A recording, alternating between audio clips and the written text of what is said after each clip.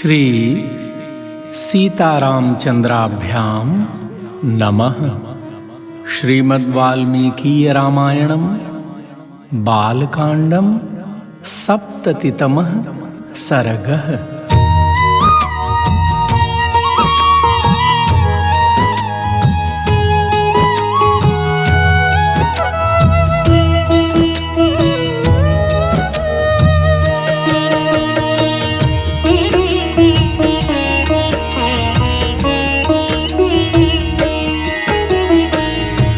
श्री राम जय राम जय जय राम। श्री राम जय राम जय जय राम। श्री राम जय राम जय जय राम। श्री राम जय राम जय जय राम। श्री राम जय जय जय राम। श्री राम जय राम जय जय राम। श्री राम जय राम जय जय राम। श्री राम जय राम जय जय राम। श्री राम जय राम जय जय राम। श्री राम जय राम जय जय राम। श्री राम जय राम जय जय राम।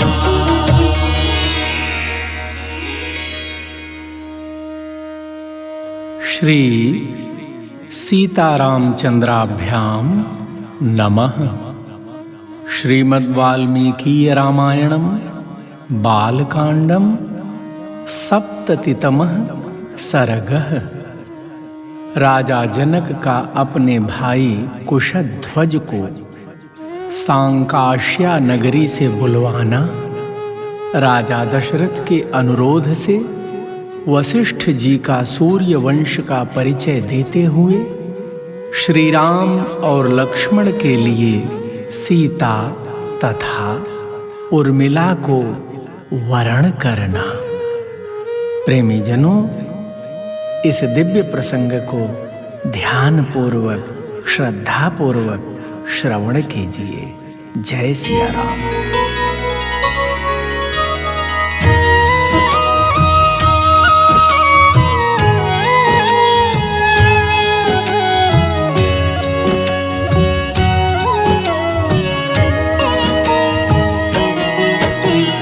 ततः प्रभाते जनकः कृतकर्मा महर्षिभिः उवाच वाक्यं वाक्यज्ञः शतानन्दं पुरोहितं। भ्राता मम महातेजा वीर्यवान् अतिधार्मिकः कुशध्वज इति ख्यातः पुरी मध्य वसच्छुभाम्। भक्तजनों, तदनंतर जब सवेरा हुआ और राजा जनक महर्षियों के सहयोग से अपना यज्ञ कार्य संपन्न कर चुके, तब वे वाक्य मर्मज्ञ नरेश अपने पुरोहित शतानंद जी से इस प्रकार बोले। ब्राह्मण, मेरे महातेजस्वी और पराक्रमी भाई कुशध्वज जो अत्यंत धर्मात्मा हैं, इस समय इक्षुमती नदी का जल पीते हुए उसके किनारे बसी हुई कल्याणमयी सांकाश्या नगरी में निवास करते हैं। वार्या फलक पर्यन्तां पिबन्नीक्षुमतीं नदीं सांकाश्यां पुण्यसंकाशां विमानम् इव पुष्पकं तमहं द्रष्टुमिच्छामि यज्ञगोप्ता समे मतः प्रीतिं सोऽपि महातेजा इमां भोक्ता मया सह। भक्तजनों, महाराज जनक जी ने शतानंद जी से कहा, सांकाश्या नगरी के चारों ओर परकोटों की रक्षा के लिए शत्रुओं के निवारण में समर्थ बड़े बड़े यंत्र लगाए गए हैं। वह पुरी पुष्पक विमान के समान विस्तृत तथा पुण्य से उपलब्ध होने वाले स्वर्गलोक के सदृश सुंदर है। वहाँ रहने वाले अपने भाई को इस शुभ अवसर पर मैं यहाँ उपस्थित देखना चाहता हूँ, क्योंकि मेरी दृष्टि में वे मेरे इस यज्ञ के संरक्षक हैं। महातेजस्वी कुशध्वज भी मेरे साथ श्री सीताराम के विवाह संबंधी इस मंगल समारोह का सुख उठावेंगे। एवं मुक्ते तु वचने शतानन्दस्य सन्निधौ आगताः केचिद् व्यग्रा जनकस्तान् समादिशत्। शासनात्तु नरेन्द्रस्य प्रययुः शीघ्रवाजिभिः समानेतुं नरव्याघ्रं विष्णुमिन्द्राज्ञया यथा। भक्तजनों, राजा जनक जी के इस प्रकार कहने पर शतानंद जी के समीप कुछ धीर स्वभाव के पुरुष आए और राजा जनक ने उन्हें पूर्वोक्त आदेश सुनाया। भक्तजनों, महाराज की आज्ञा से वे श्रेष्ठ दूत तेज चलने वाले घोड़ों पर सवार हो पुरुष सिंह कुशध्वज को बुला लाने के लिए चल दिए। ऐसा लग रहा था जैसे मानो इंद्र की आज्ञा से उनके दूत भगवान विष्णु को बुलाने जा रहे हों। सांकाश्यां ते समागम्य ददृशुश्च कुशध्वजं न्यवेदयन् यथावृत्तं जनकस्य च चिन्तितं। तद्वृत्तं नृपतिः श्रुत्वा दूतश्रेष्ठैर्महाजवैः आज्ञया तु नरेन्द्रस्य आजगाम कुशध्वजः। प्रेमी जनों, सांकाश्या में पहुंचकर उन्होंने कुशध्वज से भेंट की और मिथिला का यथार्थ समाचार एवं जनक का अभिप्राय भी निवेदन किया। उन महावेगशाली श्रेष्ठ दूतों के मुख से मिथिला का सारा वृत्तांत सुनकर राजा कुशध्वज महाराज जनक की आज्ञा के अनुसार मिथिला में आए।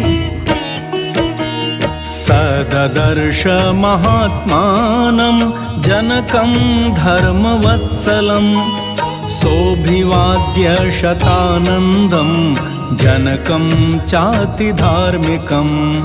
राजार्हं परमं दिव्यम् आसनं सोऽध्यरोहत उपविष्टावुभौ तौ तु भ्रातरावमितद्युति।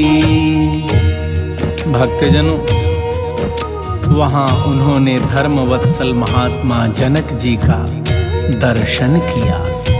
फिर सतानंद जी तथा अत्यंत धार्मिक जनक जी को प्रणाम करके वे राजा के योग्य परम दिव्य सिंहासन पर विराजमान हुए। सिंहासन पर बैठे हुए उन दोनों अमित तेजस्वी वीर बंधुओं ने मंत्री प्रवर सुदामन जी को भेजा और कहा,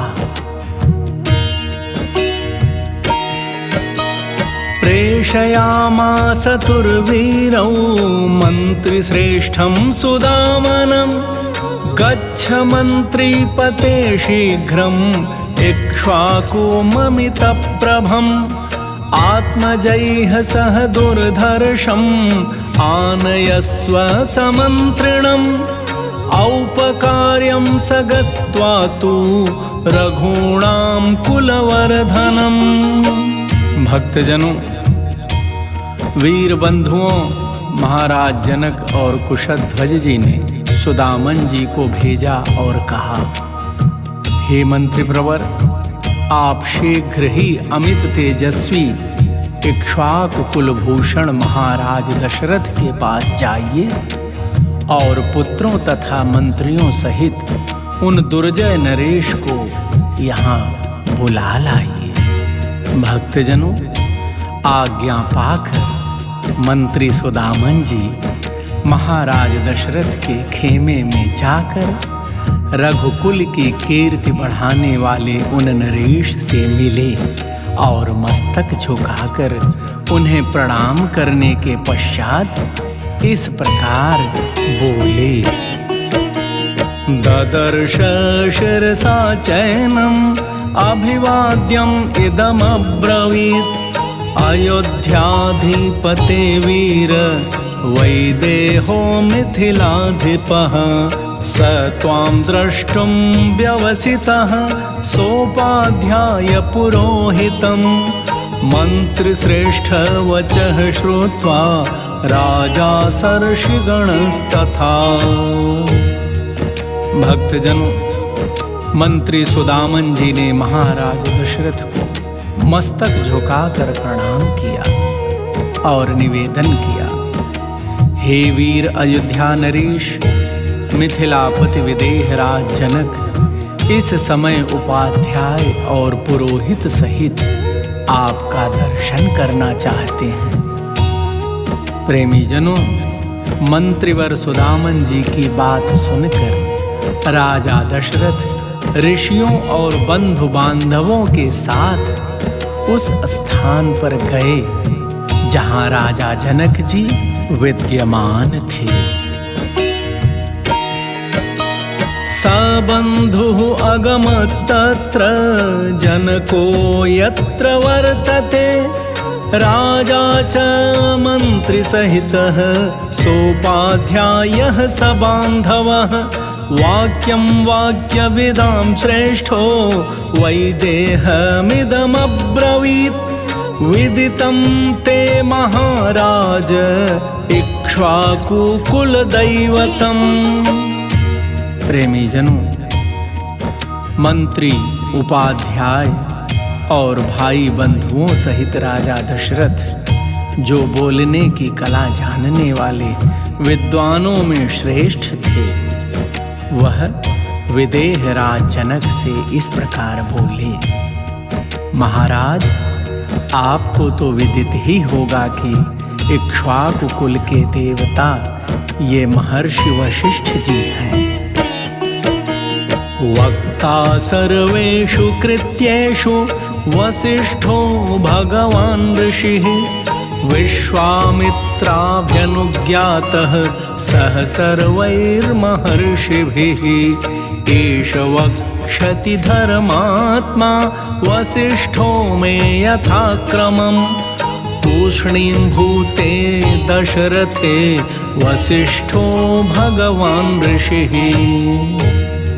भक्तजनों, महाराज दशरथ जी ने कहा, महाराज जनक, हमारे यहाँ सभी कार्यों में ये भगवान वशिष्ठ मुनि ही कर्तव्य का उपदेश करते हैं और इन्हीं की आज्ञा का पालन किया जाता है। यदि संपूर्ण महर्षियों सहित विश्वामित्र जी की आज्ञा हो तो ये धर्मात्मा वशिष्ठ ही पहले मेरी कुल परंपरा का क्रमशः परिचय देंगे।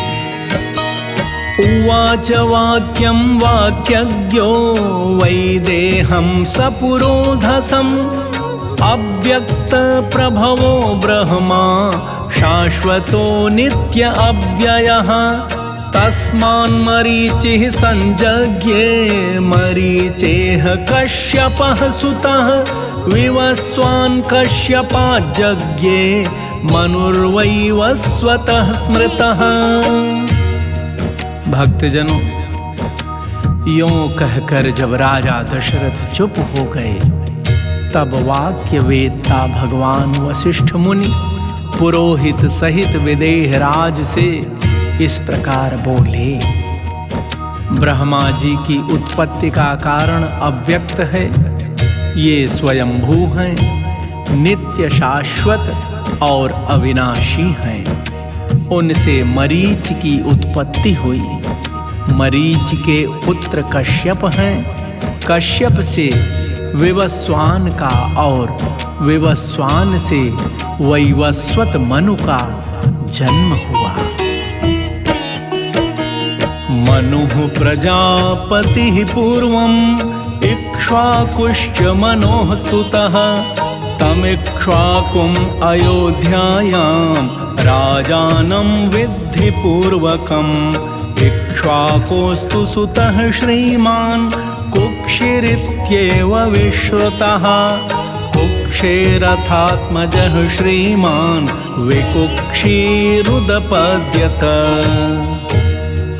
भक्तजनों, वशिष्ठ जी ने कहा, मनु पहले प्रजापति थे, उनसे इक्ष्वाकु नामक पुत्र हुआ।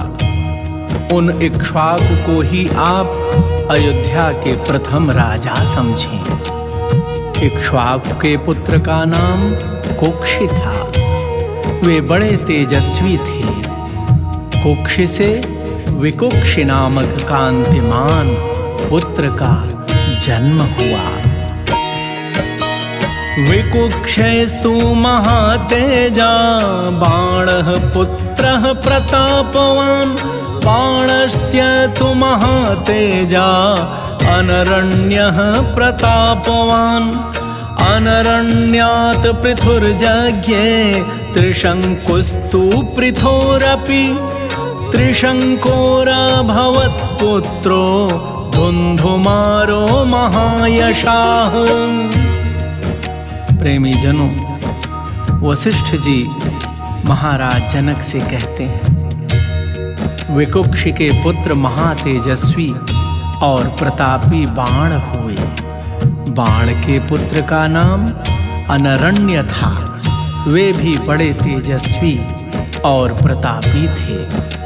अनरण्य से पृथु और पृथु से त्रिशंकु का जन्म हुआ। त्रिशंकु के पुत्र महायशस्वी धुंधुमार थे। धुंधुमारान् महातेजा युवनाश्वो महारथः। युवनाश्वसुतश्चासीन् मान्धाता पृथिवीपतिः। मान्धातुस्तु सुतः श्रीमान् सुसन्धिरुदपद्यत।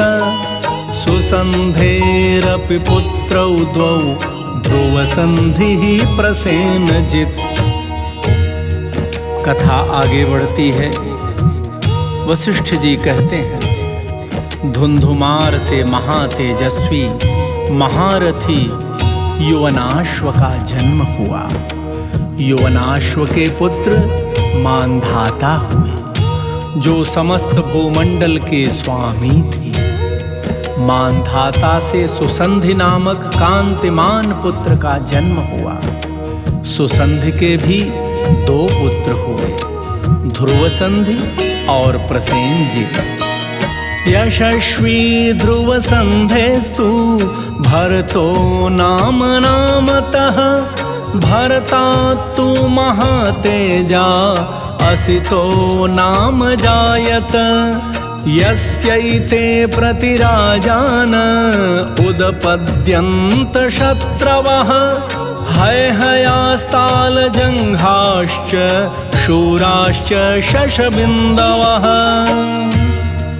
भक्तजनों, वशिष्ठ जी कहते हैं, ध्रुव संधि से भरत नामक यशस्वी पुत्र का जन्म हुआ। भरत से महातेजस्वी असित की उत्पत्ति हुई।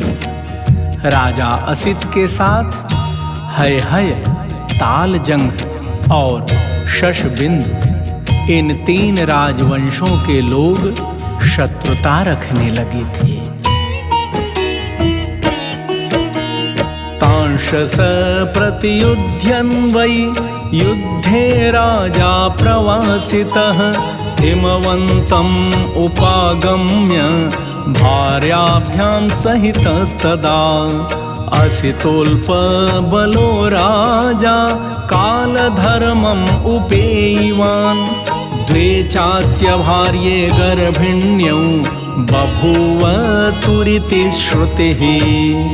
प्रेमी जनों, वशिष्ठ जी कहते हैं, युद्ध में इन तीनों शत्रुओं का सामना करते हुए राजा असित प्रवासी हो गए। वे अपनी 2 रानियों के साथ हिमालय पर आकर रहने लगे। राजा असित के पास बहुत थोड़ी सेना शेष रह गई थी। वे हिमालय पर ही मृत्यु को प्राप्त हो गए। उस समय उनकी दोनों रानियां गर्भवती थीं, ऐसा सुना गया है। एका गर्भ विनाशार्थं सपत्न्यै सगरं ददौ, ततः शैलवरे रम्ये बभूवाभिरतो मुनिः। भार्गवश्च्यवनो नाम हिमवन्तम् उपाश्रितः, तत्र चैका महाभागा भार्गवं देववर्चसम्। प्रेमी जनों, वशिष्ठ जी ने कहा, उनमें से एक रानी ने अपनी सौत का गर्भ नष्ट करने के लिए उसे विषयुक्त भोजन दे दिया। उस समय उस रमणीय एवं श्रेष्ठ पर्वत पर भृगुकुल में उत्पन्न हुए महामुनि च्यवन तपस्या में लगे हुए थे। हिमालय पर ही उनका आश्रम था। उन दोनों रानियों में से एक, जिसे जहर दिया गया था, वह कालिंदी नाम से प्रसिद्ध थी। ववन्दे पद्मपत्राक्षी काङ्क्षन्ति सुतमुत्तमम्, तं ऋषिं साभ्युपागम्य कालिंदी चाभ्यवादयत्। सताम् अभ्यवदद्विप्रः पुत्रेप्सुं पुत्रजन्मनि, तव कुक्षौ महाभागे सुपुत्रः सुमहाबलः। भक्तजनों, वशिष्ठ जी ने कथा को आगे बढ़ाया। कहा, विकसित कमल दल के समान नेत्र वाली महाभागा कालिंदी एक उत्तम पुत्र पाने की इच्छा रखती थी। उसने देवतुल्य तेजस्वी भृगुनंदन च्यवन के पास जाकर उन्हें प्रणाम किया। उस समय ब्रह्मर्षि च्यवन ने पुत्र की अभिलाषा रखने वाली कालिंदी से पुत्र जन्म के विषय में कहा। महावीर्यो महातेजा अचिरात् संजनिष्यति, गरेण सहितः श्रीमान् मा शुचः कमले क्षणे।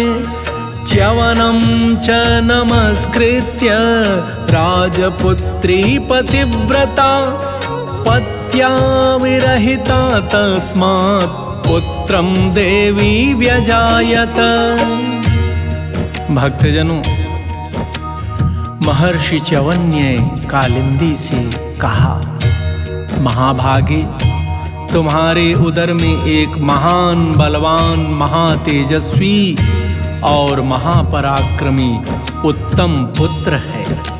वह कांतिमान बालक थोड़े ही दिनों में गर अर्थात जहर के साथ उत्पन्न होगा। अतः कमललोचने, तुम पुत्र के लिए चिंता न करो। प्रेमी जनों, वह विधवा राजकुमारी कालिंदी बड़ी पतिव्रता थी।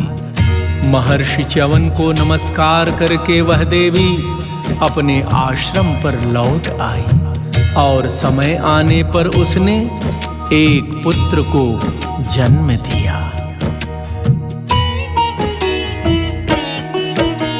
सपत्न्या तु गरस्तस्यै दत्तो गर्भजिघांसया, सह तेन गरेणैव संजातः सगरोऽभवत्।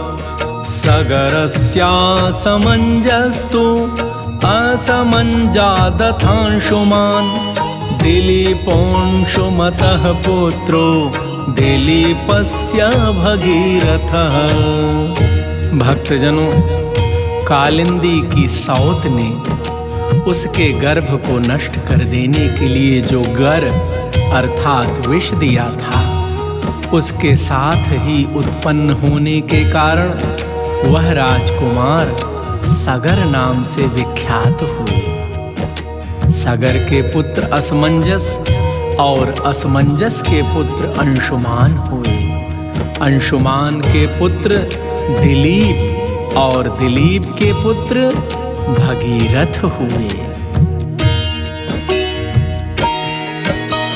भगीरथात् ककुत्स्थश्च ककुत्स्थाच्च रघुस्तथा रघोस्तु पुत्रः तेजस्वी प्रवृद्धः पुरुषादकः कल्माषपादोऽप्यभवत् तस्माज्जातस्तु शङ्खणः सुदर्शनः शङ्खणस्य अग्निवर्णः सुदर्शनात्।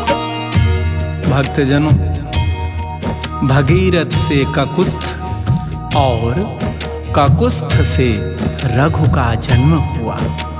रघु के तेजस्वी पुत्र प्रवृद्ध हुए, जो शाप से राक्षस हो गए थे। वे ही कल्माषपाद नाम से प्रसिद्ध हुए थे। उनसे शंखण नामक पुत्र का जन्म हुआ था। शंखण के पुत्र सुदर्शन और सुदर्शन के अग्निवर्ण हुए। शीघ्रगस्त्वग्निवर्णस्य शीघ्रगस्य मरुः सुतः मरोः प्रशुश्रुकस्त्वासीत् अम्बरीषः प्रशुश्रुकात्। अम्बरीषस्य पुत्रो भून् नहुषश्च महीपतिः नहुषस्य ययातिस्तु नाभागस्तु ययातिजः। भक्तजनों, वशिष्ठ जी कहते हैं, अग्निवर्ण के शीघ्रग और शीघ्रग के पुत्र मरु थे। मरु से प्रशुश्रुक और प्रशुश्रुक से अम्बरीष की उत्पत्ति हुई। अम्बरीष के पुत्र राजा नहुष हुए। नहुष के ययाति और ययाति के पुत्र नाभाग थे।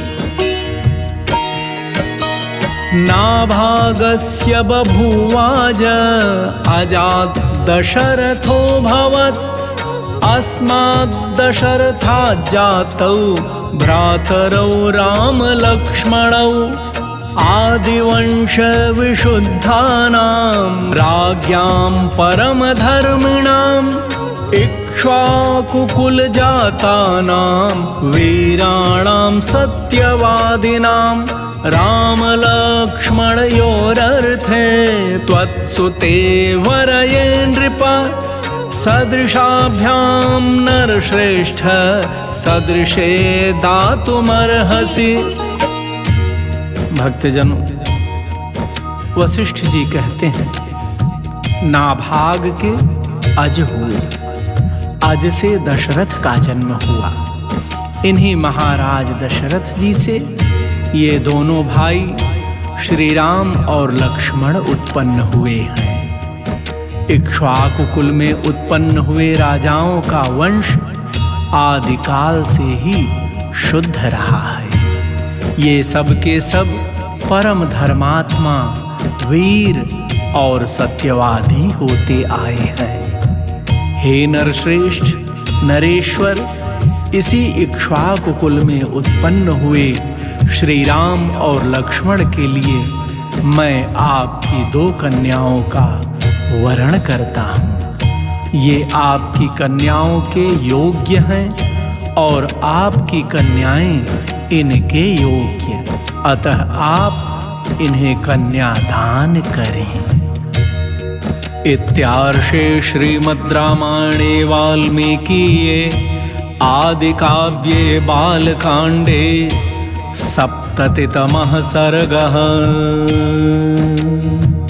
इस प्रकार श्री वाल्मीकि निर्मित आर्ष रामायण आदिकाव्य के बालकांड में 70वां सर्ग पूरा हुआ।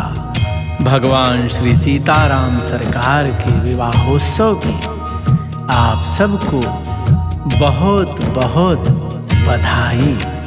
भगवान आप सबका सदा सर्वदा कल्याण करें। जय सिया राम।